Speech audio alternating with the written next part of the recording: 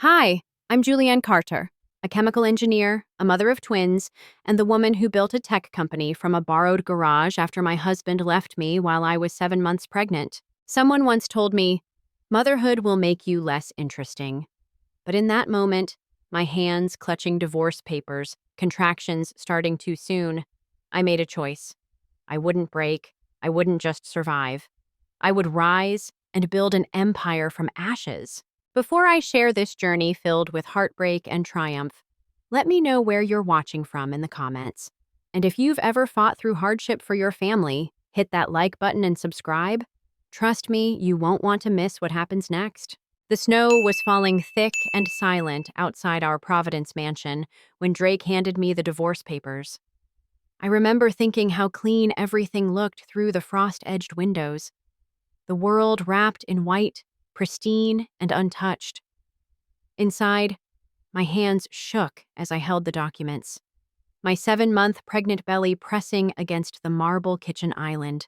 I need you to sign these tonight, Drake said, adjusting his Armani cufflinks, the ones I'd given him for our 5th anniversary. His voice carried that same clinical detachment he used when terminating underperforming employees at his venture capital firm. I couldn't speak. The twins kicked inside me, as if sensing the earthquake about to shatter our lives. Lena and I, he began, then paused, running a hand through his perfectly styled hair. Look, Julianne, this isn't working anymore. You've changed since the pregnancy. You're not the woman I married. Lena, his 23-year-old assistant with the Harvard MBA and legs that went on forever. I'd met her at the company Christmas party just 6 weeks ago. Watched her laugh at Drake's jokes with practiced precision, her hand lingering on his arm a second too long. I'm carrying your children, I whispered, my voice cracking. He grimaced, actually grimaced, as if I'd mentioned something distasteful at a dinner party. That's the problem, Jules. You used to be brilliant. You had that hydrogen battery project that could have revolutionized clean energy. Now look at you. You're just another suburban mother-to-be. It's depressing. The words hit like physical blows. I gripped the counter, feeling the cold granite under my palms, anchoring myself to something solid while my world tilted off its axis. I've arranged for you to have the Elmwood apartment, he continued, sliding a set of keys across the island. They scraped against the marble with a sound like fingernails on glass. And there's 50,000 in the account I set up. That should be enough until you figure things out. Figure things out. As if rebuilding a life from ashes was as simple as solving an equation. Get out, I managed, my voice stronger than I felt. He grabbed his coat, the cashmere one I'd picked out last winter, and headed for the door. At the threshold, he turned back. The moving company will be here tomorrow at noon. Please be gone by then. The door closed with a soft click that echoed like thunder. I stood there for what felt like hours. Snow piling against the windows. The grandfather clock in the hallway marking time with mechanical indifference. Then I walked to my home office, soon to be not mine anymore, and pulled out an old research journal from my MIT days. My hands found a pen, and I wrote, January 15th. One day, I'll transform contempt into fuel. One day, they'll all see what I was building while they thought I was breaking. The twins shifted inside me, and I placed both hands on my belly. It's just us now, I whispered to them. But we're going to be enough. That night, I packed my life into boxes while Providence slept under its blanket of snow. Each item I wrapped felt like dismantling a dream. The wedding china we'd received from his parents, the photo albums filled with lies, the maternity clothes I'd bought when I still believed we were building a family together. By morning, I had 23 boxes and a broken heart. The moving truck arrived at 11:47, and I watched strangers carry away the fragments of my former life. I left my wedding ring on the kitchen counter, right where Drake had placed the divorce papers. The Elmwood apartment was on the first floor of a building that had seen better decades. Water stains mapped unknown territories across the ceiling, and the radiator clanged like a ghost in chains. But it was mine now, this shabby space with its peeling paint and windows that didn't quite close. I spent that first night on a mattress on the floor, wrapped in the only blanket I'd remembered to pack, while Rhode Island winter crept through every crack and crevice. The twins rolled and kicked, reminding me that giving up wasn't an option anymore. It was no longer just my life I was fighting for. South Providence in February is a particular kind of hell. The kind where your breath freezes before it leaves your mouth, and the sidewalks become skating rinks of black ice and broken dreams. I'd been in the Elmwood apartment for 3 weeks, and the novelty of independence had worn off like cheap paint. The rejection letters piled up on my scratched dining table, a Goodwill find that wobbled unless I kept a folded newspaper under one leg. We appreciate your impressive qualifications, but always that but. Nobody wanted to hire an engineer 8 months pregnant. They'd take one look at my belly straining against my last professional maternity outfit and suddenly remember they were pursuing other candidates. I'd burned through half of Drake's money already. Security deposit, first and last month's rent, utilities hookup, groceries, the mountain of baby supplies for twins. The number in my checking account dwindled daily, a countdown to catastrophe. The radiator gave up on President's Day. I woke to ice crystals on the inside of the windows and could see my breath in the bedroom. My landlord, Mr. Petrov, promised to fix it soon. The same promise he'd made about the leaking faucet and the broken deadbolt. That night, the contractions started. I'd been heating soup on the stove, the only warm spot in the apartment, when the first one hit. A tightening that started in my back and wrapped around my middle like a vice. I gripped the counter, the same way I had the night Drake left, and tried to breathe through it. Too early, I thought. They're not due for 3 more weeks. But babies don't check calendars, especially twins determined to enter a world that already seemed stacked against them. I called a taxi with shaking fingers, grabbed the hospital bag I'd packed following a checklist from a library book, and locked the apartment door behind me. The driver, a kind-faced Haitian man named Claude, helped me into the back seat and drove through the frozen streets like my life depended on it.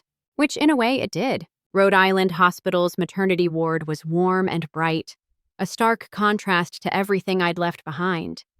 The nurses moved with practiced efficiency, hooking me up to monitors, checking vitals, asking questions I could barely process through the waves of pain.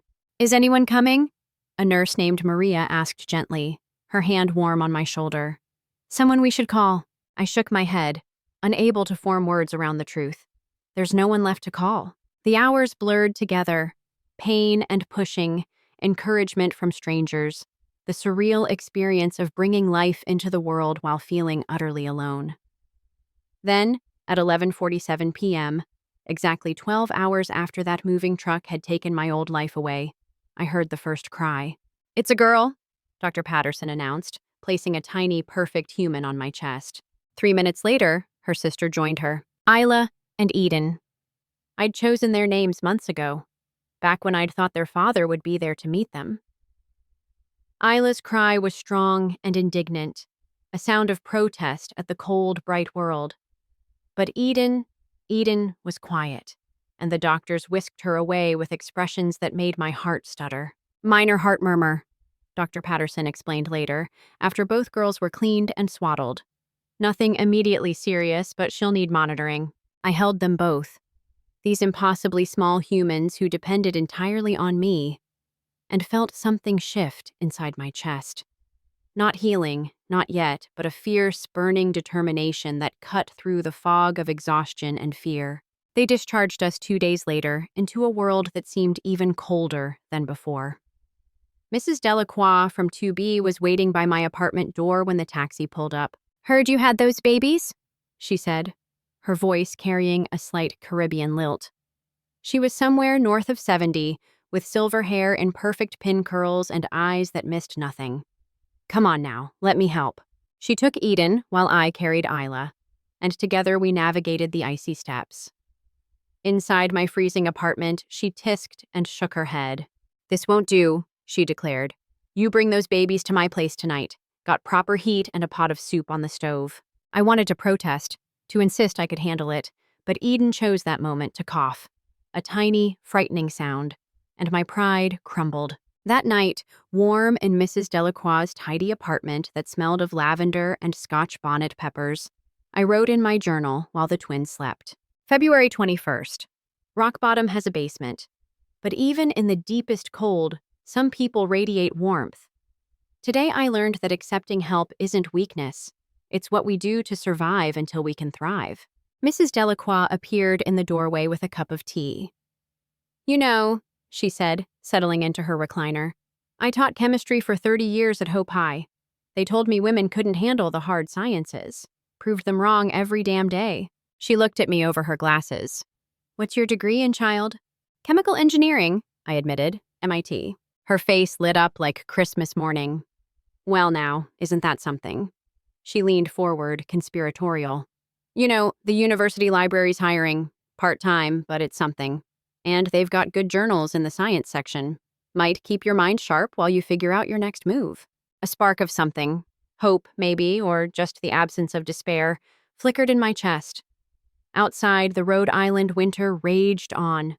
But inside this small apartment, surrounded by the quiet breathing of my daughters and the unexpected kindness of a stranger, I began to believe that spring might actually come. March arrived like a tentative friend, bringing weak sunshine and the occasional day above freezing. I'd been working at Brown University's library for 2 weeks, shelving books while Isla and Eden spent their days with Mrs. Delacroix. The pay was laughable, barely enough to cover formula and diapers, but the access to academic journals was priceless. During my lunch breaks, I'd hole up in the engineering section, devouring papers on renewable energy like a starving person at a feast. My fingers traced equations I hadn't seen in months, my mind slowly awakening from its survival mode stupor. That's when I found it. Tucked between my old MIT notebooks was a folder I'd forgotten about. My hydrogen battery research from before the pregnancy, before Drake convinced me to take a break from my career to support his company. The designs were crude, sketched in a fever of inspiration 2 years ago. But the concept was solid.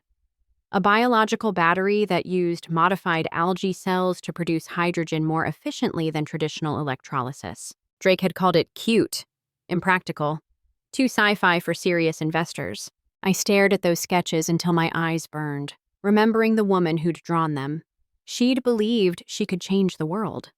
She'd believed in a lot of things that turned out to be illusions. "What you got there?" Mrs. Delacroix asked that evening.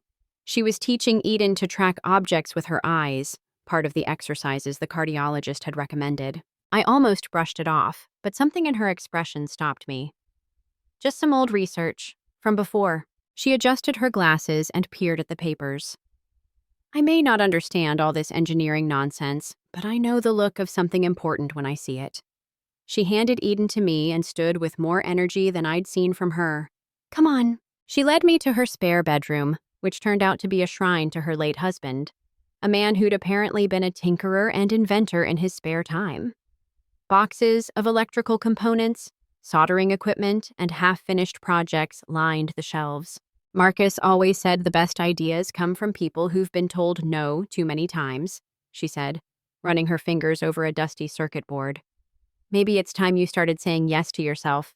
That night, after the twins were asleep, I cleared off my wobbly dining table and spread out my old research. With a pencil stolen from the library and the back of past-due utility bills as scratch paper, I began redesigning my hydrogen battery system. The work was slow. Every calculation had to be squeezed between feedings, every diagram drawn while bouncing a fussy baby. Eden's breathing would hitch sometimes, sending my heart into overdrive until it steadied again. But piece by piece, the design evolved. By April, I had something worth showing. The Providence Small Business Development Center was hosting a sustainable technology competition. Entry fee, $50 I couldn't spare. First prize, $10,000 and a meeting with real investors. I stared at the application for 3 days before Mrs. Delacroix caught me. "What's the holdup?" she asked, Eden sleeping peacefully in her arms while I nursed Isla.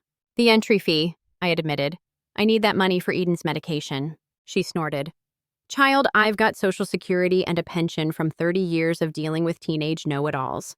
I can sponsor one brilliant engineer with a world-changing idea." She fixed me with a look that brooked no argument. "You pay me back when you're running your own company." I cried then. Silent tears that I blamed on postpartum hormones, but were really about so much more. Here was faith, freely given from someone who owed me nothing. I submitted the application that night. The next 3 weeks were a blur of preparation.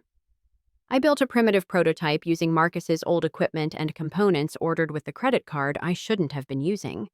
The design evolved, simplified, became something elegant in its efficiency.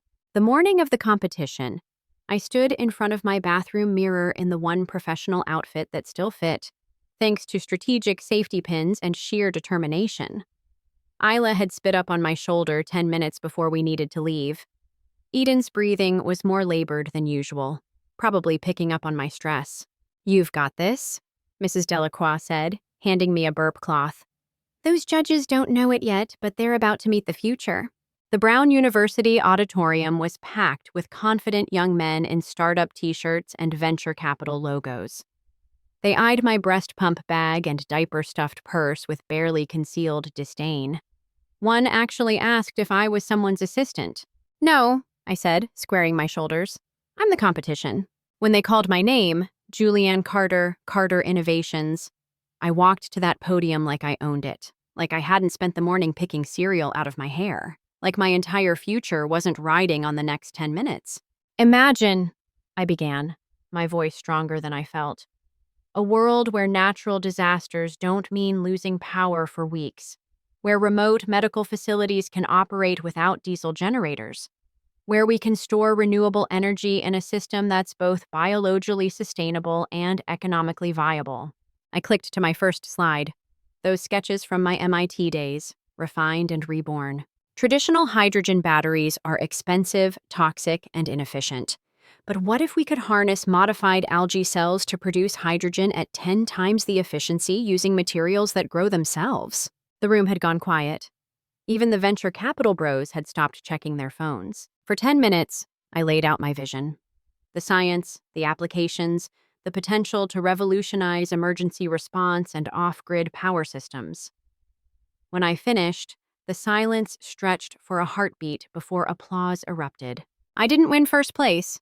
That went to a blockchain-based something or other that I'm pretty sure no one actually understood. But second place came with $5,000 and something more valuable, Elena Zhang's business card.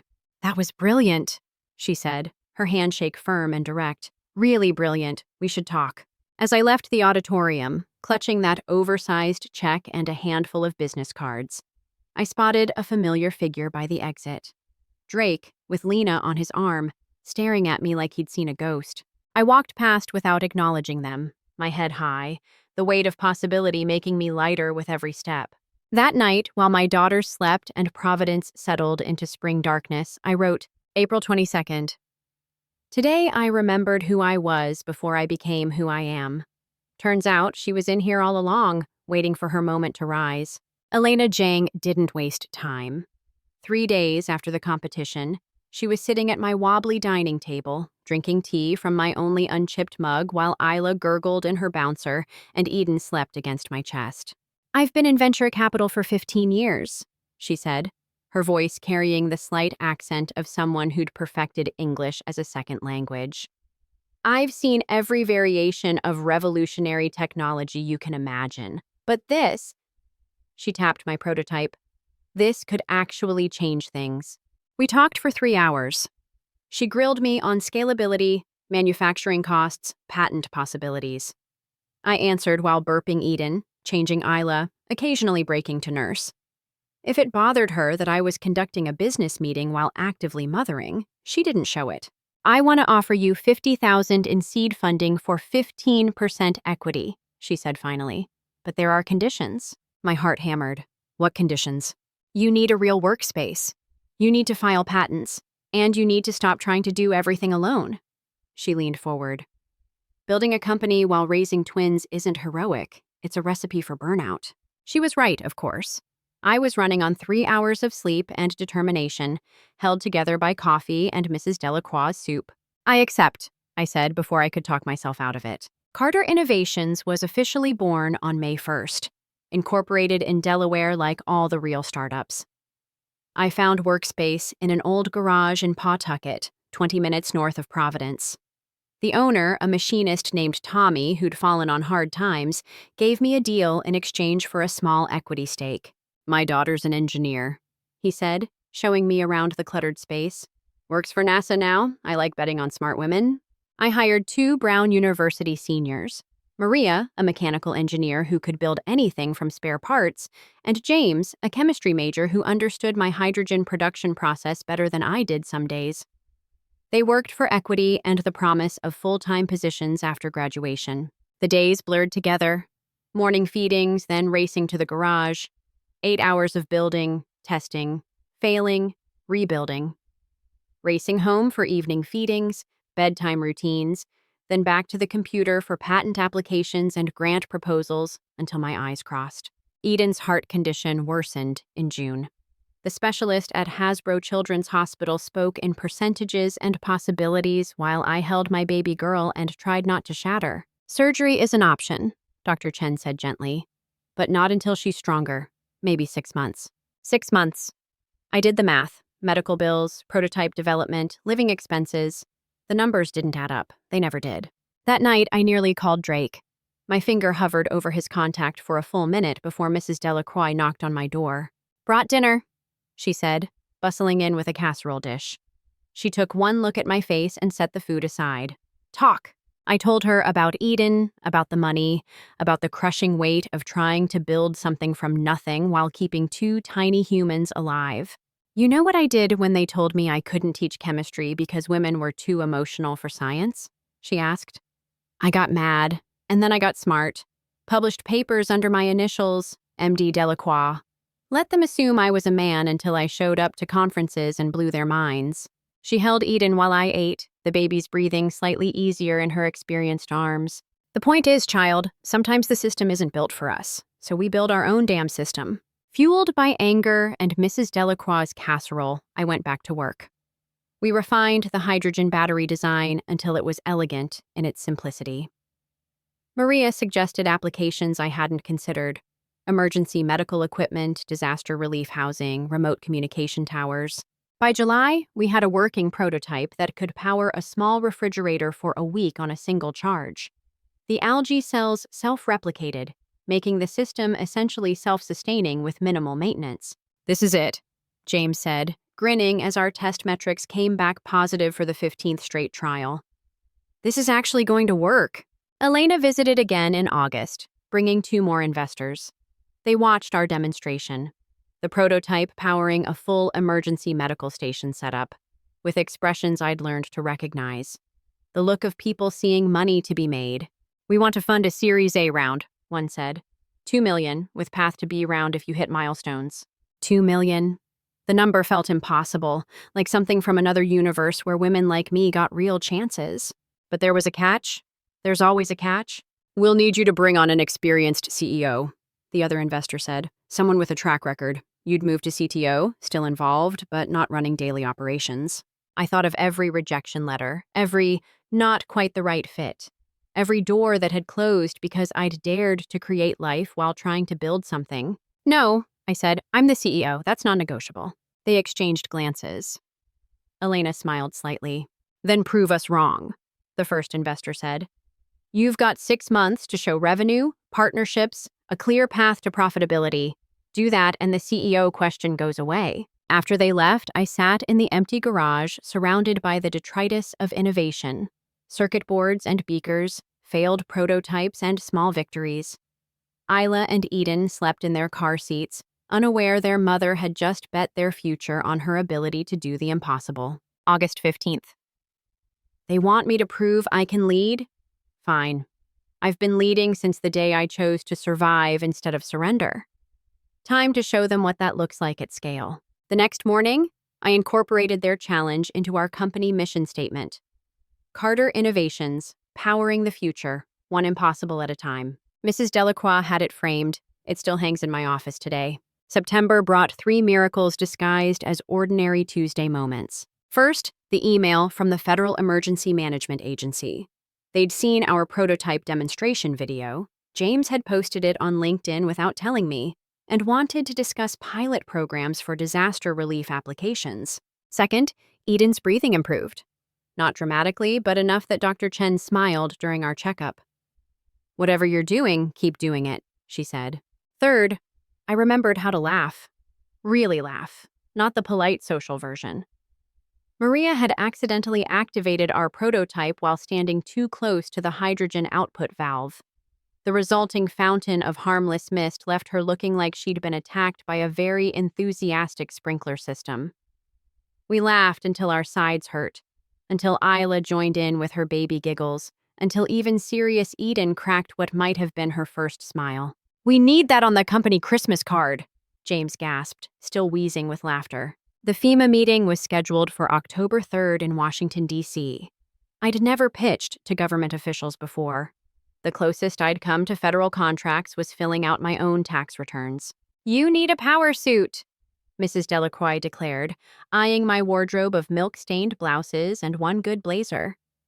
"Something that says I mean business, not I haven't slept since 2019. She took me to a consignment shop in the fancy part of Providence, where college professors' wives donated barely worn designer clothes. We found a charcoal gray suit that fit like ambition. Structured shoulders, clean lines, the kind of outfit that made you stand straighter.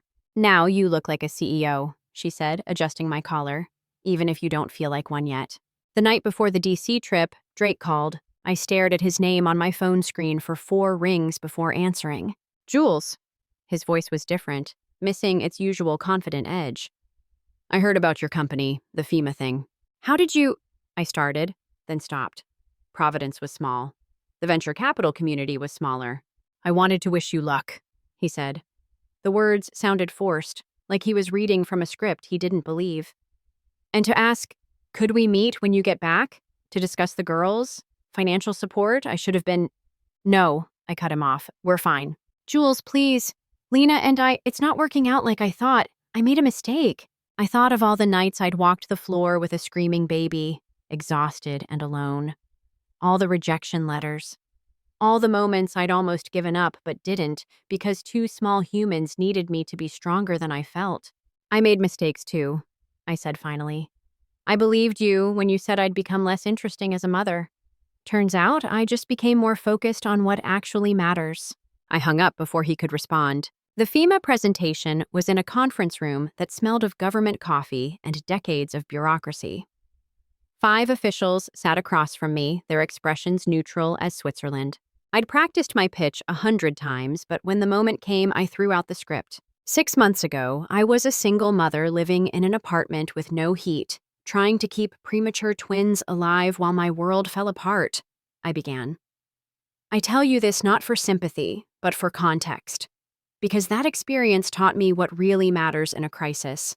Reliable power for medical equipment, for communication, for hope." I pulled out our latest prototype, no bigger than a briefcase. "This device can power a field hospital for 2 weeks.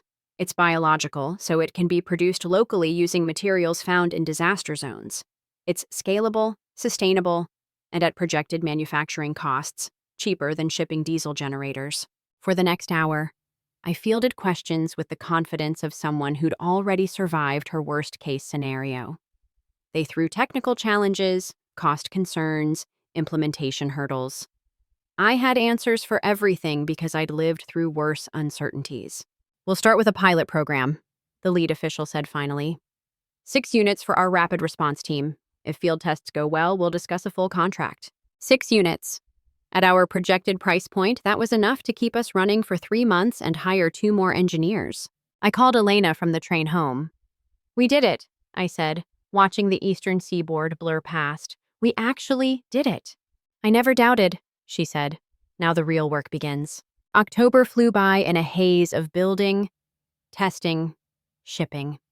Maria and James worked 18-hour days without complaint. Tommy machined parts with the precision of someone who understood that lives might depend on our success. Even Mrs. Delacroix contributed, using her chemistry knowledge to help optimize our algae cultivation process. The field tests exceeded expectations. Our units performed in hurricane conditions, in freezing temperatures, in situations where traditional generators failed. FEMA ordered 50 more units, then 100. By November, we had a wait list. "We need to scale," I told my team during our Monday morning meeting, now held in an actual conference room instead of sitting on garage floor. Which means more funding, more people, more everything. More space too, Maria added. I love Tommy's garage, but we're bursting at the seams. I'd been avoiding this reality. Scaling meant becoming the kind of company that had rejected me. It meant HR policies and investor meetings and all the corporate machinery I'd learned to distrust. But it also meant Eden could get her surgery without bankrupting us. It meant Isla could go to any college she dreamed of. It meant proving that success didn't require sacrificing your humanity at the altar of ambition. Okay, I said, let's build something worth believing in. That night, I found a note tucked under my apartment door. Drake's handwriting, still disgustingly perfect, saw the FEMA announcement. I was wrong about everything. You've become more brilliant, not less. The girls are lucky to have you. I'm sorry I couldn't see it. I crumpled the note and tossed it in the recycling.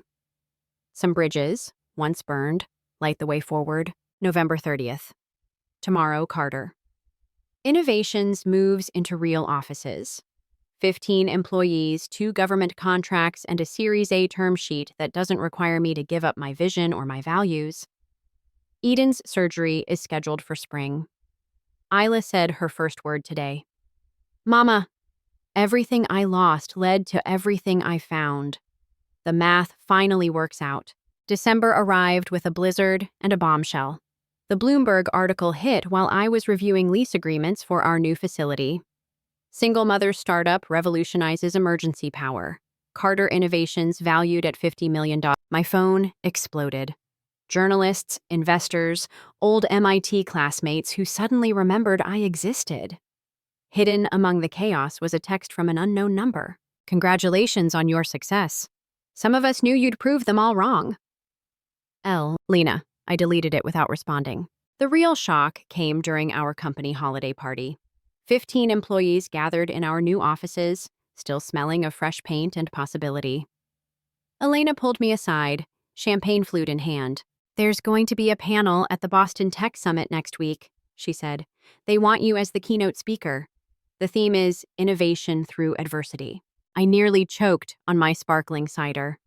The Boston Tech Summit was the Super Bowl of East Coast innovation. Drake's company had sponsored it for 3 years running. I can't, I started. Eden has a cardiology appointment and... Reschedule it, Elena said firmly. This is the kind of visibility that changes everything. Trust me. 3 days before the summit, I got another call. This time from Drake's business partner, Mitchell. Julianne, I'll cut to the chase, he said. Drake's been voted out as CEO. The board lost confidence after some questionable investment decisions. We're looking for strategic partnerships to salvage what's left of the company. I set down the hydrogen cell I'd been testing, my hands surprisingly steady. Why are you telling me this? Because Drake pitched partnering with Carter Innovations as his last-ditch effort to save his position. He said you'd take the meeting for the sake of the children. The old Julianne might have felt obligated, might have confused pity with partnership. But that woman had dissolved in the acid of abandonment and reformed into something harder, clearer. Mitchell, I said evenly, I don't make business decisions based on personal history. If your company has a legitimate proposal that benefits Carter Innovations, submit it through our standard channels. Otherwise, I wish you the best of luck with your transition. I hung up feeling lighter than I had in months. The Boston Tech Summit was held at the Marriott Copley Place, all marble and ambition. I stood backstage in my consignment shop power suit, listening to my introduction, MIT graduate, FEMA partner, and proof that the best innovations come from the most unexpected places. The lights were blinding when I walked on stage. 1,000 faces turned toward me, including, I noticed with a jolt, Drake and what remained of his executive team seated in the third row. I gripped the podium and began. 18 months ago, I was 7 months pregnant with twins when my husband handed me divorce papers. He told me pregnancy had made me boring, that motherhood would end my potential for brilliance. A ripple went through the crowd. In my peripheral vision, I saw Drake sink lower in his seat. He was half right. Motherhood did end something, my willingness to accept limitations defined by others. When you're trying to keep premature babies alive in an apartment with no heat, You learn that innovation isn't about comfort. It's about necessity. I clicked to my first slide. Eden and Isla at 6 months old, sleeping beside my first prototype. Every breakthrough at Carter Innovations came from constraint. Limited funding taught us efficiency. Limited time taught us focus. Limited faith from others taught us to generate our own. For 30 minutes, I laid out our journey. Not the sanitized version, but the truth.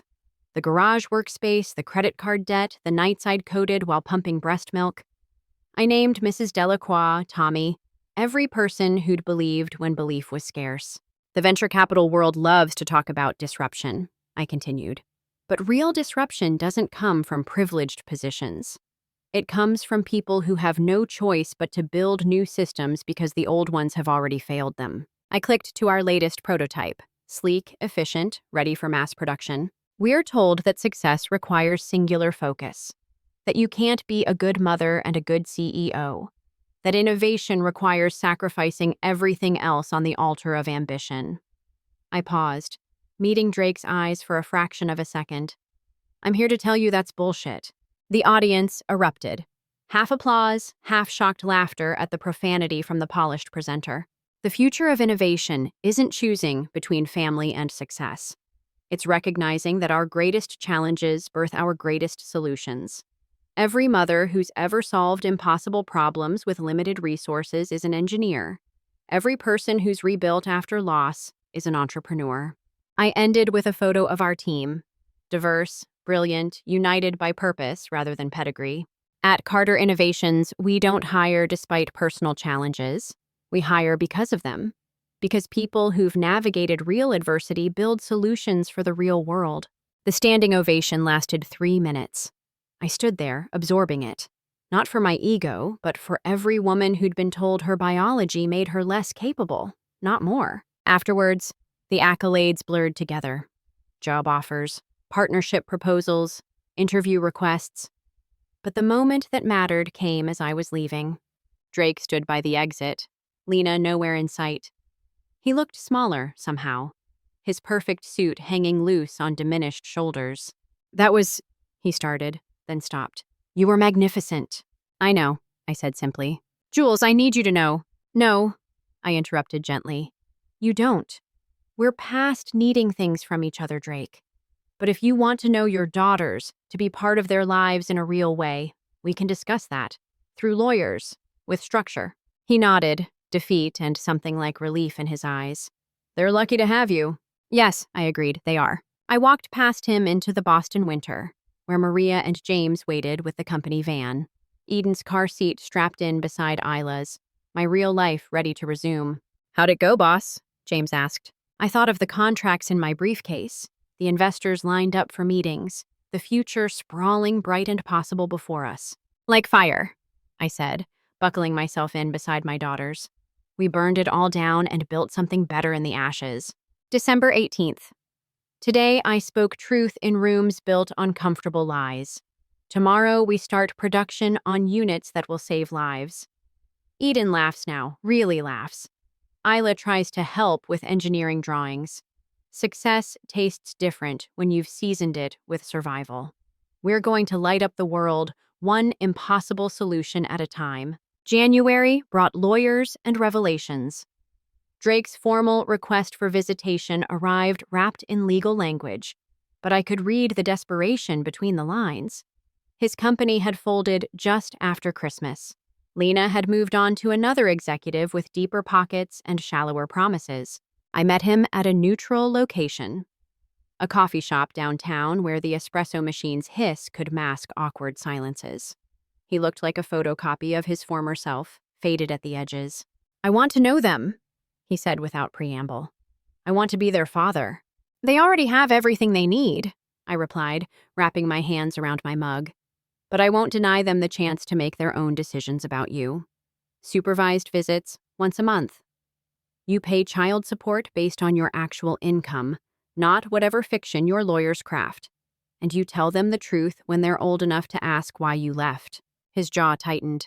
The truth makes me the villain. No, I corrected. Your choices made you the villain. The truth just documents it. We hammered out details while Providence morning commuters grabbed their daily caffeine around us. Normal people living normal lives, unaware that at our small table, we were restructuring the architecture of a family. There's something else, Drake said as we prepared to leave. The biotech conference next month. They want a panel on sustainable energy innovations. They've invited both of us. I almost laughed. You're not in biotech anymore. But I'm writing a book, he said, the words tumbling out fast. About recognizing innovation, supporting female entrepreneurs, the mistakes companies make in undervaluing diverse perspectives. Now I did laugh, sharp and brittle. You're writing a book about supporting women in tech? You? I know how it sounds, he rushed on. But I've learned from consequences, I finished. Not from conscience. There's a difference, Drake. But I agreed to the panel. Not for him, but because I had things to say in front of the audience that needed to hear them. The intervening weeks flew by in a blur of production schedules and patent filings. Eden's surgery was scheduled for March. Dr. Chen was optimistic, but I still woke most nights to check her breathing. Isla had started walking, leaving chaos in her wake as she explored our new offices with the determination of a tiny CEO. The night before the biotech panel, Maria found me in the lab at 2 a.m., running quality control tests on our latest batch. You know these are perfect, she said, perching on a stool. So what are you really doing here? I set down my tablet, suddenly exhausted. Practicing being in the same room with him without combusting. Want some advice? She didn't wait for my answer. Don't practice. Let yourself feel whatever you feel. Your authenticity is what got us here. The conference was at the Westin in Waltham, all gleaming surfaces and nervous energy. Drake and I were seated at opposite ends of the panel table, 3 other innovators between us like a buffer zone. The moderator, a perky journalist named Jessica, had no idea she was sitting on a powder keg. The first 40 minutes were standard. Discussions of funding challenges, regulatory hurdles, market penetration strategies. Then Jessica turned to Drake. Your upcoming book touches on recognizing overlooked innovation. Can you share an example? Drake's eyes flicked to me, then away. The most painful example is personal.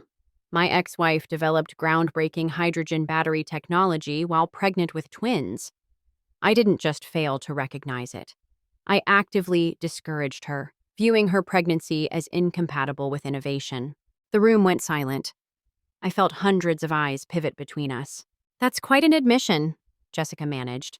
Julianne, how do you respond to that? I leaned into my microphone, Elena's words echoing in my head. Visibility changes everything. I think the real question, I said evenly, is why we're still surprised when men fail to recognize innovation from women, especially mothers. Drake's not unique, he's symptomatic. How many breakthrough ideas have we lost because someone decided that creation of life was incompatible with creation of technology? But he's trying to make amends, Jessica offered, writing this book, speaking out. Is he? I interrupted. Or is he monetizing his mistakes? There's a difference between accountability and opportunism. Drake's face flushed. I'm trying to... To what? I turned to face him directly. To warn other men not to abandon their pregnant wives? To encourage VCs to fund mothers, or to rehabilitate your image after your company collapsed? All of it, he said quietly. Maybe for the wrong reasons, but still trying. I considered that. In the audience, I spotted Mrs. Delacroix in the 3rd row, wearing her Sunday best and nodding encouragement. Then let me help you, I said, turning back to the audience. Here's what real support looks like. It's not books or panels or public apologies. It's structural change. It's paid family leave. It's on-site childcare. It's judging women's innovations by their merit, not their marital status or maternal state. I pulled up my phone, projecting an image on the screen behind us. Our company's employee handbook. At Carter Innovations, we offer 6 months paid parental leave, on-site childcare, and flexible scheduling for all parents.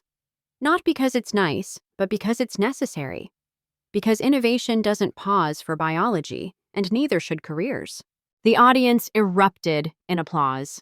Drake looked simultaneously proud and devastated, the expression of someone watching a garden bloom from seeds they'd tried to salt. Last question, Jessica said when the crowd quieted. Julianne, what would you tell other women facing similar challenges? I thought of those dark nights in the freezing apartment, of Eden's struggling breaths, of Isla's fierce determination to walk despite falling 100 times. That your lowest moment isn't your last moment, I said. That the people who underestimate you are giving you a strategic advantage. And that sometimes the best revenge isn't proving them wrong, it's proving yourself right. After the panel, Drake caught me in the parking lot. I'm going to donate my book proceeds to your company, he said. All of them. Donate them to the Society of Women Engineers, I countered. We don't need your money anymore. He nodded, started to leave, then turned back. For what it's worth, I'll tell the girls the truth, when they ask, that their mother built an empire while I was too blind to see the Empress. I watched him walk away. This man who'd once been my whole world, now just a footnote in a larger story. That night, I rocked Eden to sleep while Isla played with molecular models on the lab floor. Tomorrow would bring new challenges, production deadlines, investor meetings, the endless dance of growth and change. But tonight, in the quiet of our imperfect, perfect life, I felt the truth Jessica had asked about. Sometimes you have to break completely to discover you were never really broken at all. Just refining into something stronger, clearer, more essentially yourself. The future was coming fast, bright with possibility and challenge in equal measure. We were ready for all of it. March arrived with Eden's surgery and a contract that would change everything. The Department of Defense wanted 1,000 units for overseas bases. The numbers were staggering, enough to fund research and development for the next 5 years. But first, we had to survive the next 5 hours. I sat in the surgical waiting room at Boston Children's Hospital, wearing the same lucky MIT sweatshirt I'd worn to every major presentation. Isla colored quietly beside me, her concentration fierce as she stayed within the lines. Mrs. Delacroix knitted with mechanical precision, her needles clicking like a meditation. She's strong, Mrs. Delacroix said without looking up. Gets it from her mother. 4 hours. The surgery was only supposed to take 3. I'd signed the DoD contract that morning, my signature shaky but determined. Elena had offered to postpone, but I'd refused. Eden would want me to build the future while she was busy securing hers. At hour 5, Dr. Chen appeared, and my world tilted on its axis. She did beautifully, she said, and I finally remembered how to breathe. The repair went perfectly. She'll need monitoring, but I expect a full recovery. I cried then, months of fear and tension releasing in great, gulping sobs while Isla patted my knee with toddler solemnity. Eden came home a week later, her tiny chest marked with a scar that looked like a lightning bolt, fitting for a girl who'd need to be fierce. The company sent flowers, drawings, and a custom onesie that read Future CEO on the front and Current Badass on the back. With Eden recovering and the DoD contract secured, Carter Innovations exploded into hypergrowth. We hired 50 employees in 2 months, moved to a facility 10 times larger, established partnerships with 3 universities for research and development. I instituted Founder Fridays, afternoon sessions where I'd bring the girls to the office. Isla became our unofficial morale officer, distributing goldfish crackers with the gravity of someone issuing stock options. Eden, still fragile but fierce, would sleep in her bouncer while I led design reviews, her breathing steady and sure. The call came in May while I was reviewing our quarterly projections. An unknown number with a Washington, D.C. area code. Ms. Carter, this is the White House Office of Science and Technology Policy. The President would like to honor you at next month's ceremony for American Innovation Leaders. I set down my coffee very carefully. I'm sorry, could you repeat that? They could, and did. The highest recognition for technological innovation in the country, presented at a Rose Garden ceremony. Previous recipients included Nobel laureates, tech billionaires, the founders of companies that had changed the world. And now, apparently, a single mother who'd built batteries in a borrowed garage. Can I bring my daughters? I asked. The aide paused. That's unusual, but I'm sure we can make arrangements. The news leaked within hours. My phone became unusable from the cascade of congratulations, interview requests, and investment offers. Hidden in the chaos was a simple text from Drake. The girls should see this. May I attend? I stared at that message for a long time, thinking about the architecture of forgiveness. How some bridges, once burned, could be rebuilt into something different. Not a path back to what was, but a careful crossing to what might be. If you can behave, I replied. The Rose Garden in June was a symphony of color and carefully managed chaos. Isla wore a dress Mrs. Delacroix had sewn, covered in tiny embroidered batteries. Eden, finally cleared for normal activities, squirmed in my arms with healthy vigor. Drake stood at the back with the other guests, his presence both familiar and foreign. He'd kept his distance as promised, but I caught him wiping his eyes when Isla waved at the president. Julianne Carter, the president read from her cards, has transformed personal adversity into revolutionary innovation. Her hydrogen battery technology has saved lives in disaster zones, powered field hospitals, and proven that the best solutions come from those who understand real problems. She did this while raising infant twins, building a company from scratch, and redefining what leadership looks like in American industry. She pinned the medal to my blazer while Eden grabbed for the microphone and Isla announced loudly that she needed to potty. Real life, interrupting ceremony with perfect timing. In my brief remarks, I thanked my village.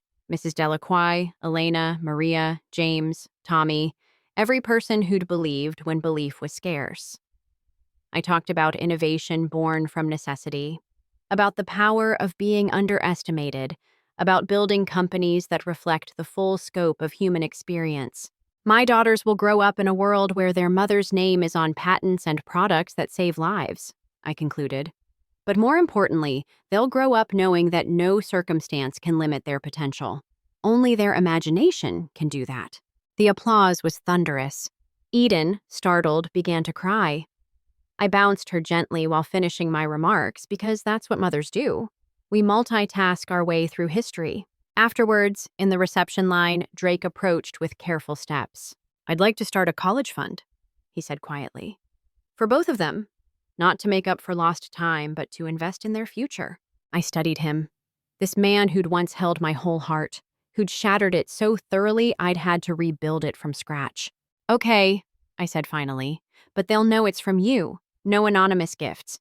If you're going to be in their lives, be in them honestly." He nodded, then surprised me by kneeling to Isla's level. "Hi," he said simply. "I'm Drake. I knew your mommy a long time ago." Isla, my brave girl, looked him over with serious eyes. "Mommy says you made bad choices." Drake's face crumpled slightly. "She's right. I made very bad choices." "But Mommy says everyone can make better choices tomorrow," Isla continued. "So you should try that." From the mouths of babes, wisdom that million-dollar therapists couldn't improve upon. That night, in our hotel room overlooking the Potomac, I wrote one final journal entry. June 15th. Today, the President of the United States put a medal around my neck while my infant daughter tried to eat the microphone.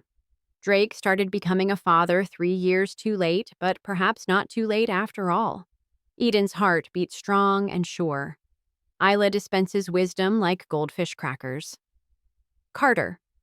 Innovations has contracts worth more than I ever dreamed of needing. But here's what matters. We survived.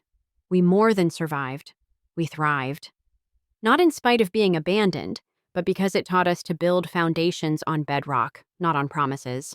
Tomorrow we fly home to Providence, to our company of believers, to Mrs. Delacroix's soup and Tommy's machine shop and all the tiny miracles that built this impossible life. I used to think Drake broke me when he left. Now I know he just created space for me to expand into who I was always meant to be. The alchemy of abandonment, transforming ashes into empire. Some stories end with reconciliation, others with revenge. Ours ends with something better, redemption. Not his, but mine. The redemption of becoming exactly who my daughters need me to be. Whole, fierce, unapologetically myself. The embers of Providence still glow, but now they light the way forward instead of illuminating what we left behind. I closed the journal and checked on my sleeping daughters one more time. Tomorrow would bring new challenges, new innovations, new mountains to climb. But tonight, in this moment, suspended between triumph and whatever came next, we were enough. We were everything. The future stretched before us, bright and boundless and ours for the taking. And we would take it all.